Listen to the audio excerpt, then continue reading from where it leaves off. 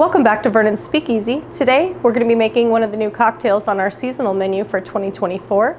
We have the airmail. So we have a few seasonal cocktails that we've added to our menu, and one of those is the airmail. So this one is going to use an ounce of our Diplomatico rum. I'm going to do a ½ ounce of lime juice, ½ ounce of a honey syrup, and we're going to shake that up.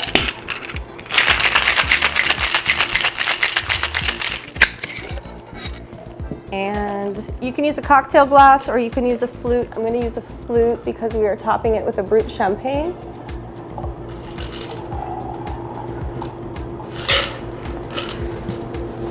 And we're going to be using just our house, the White Cliff Brut. And we're going to top with that. It says 1.5 ounces, 2 ounces might work as well if you're feeling bubbly. But this is just kind of one of those cocktails that's a nice stand-in for a French 75 if you want to mix it up a little bit at brunch. And I'm going to garnish it with a lime twist. Express a little more citrus in that bad boy. And there we are. Cheers. Don't forget to like and subscribe and hit the button below so that you can come in and try some of our new seasonal cocktails. Cheers.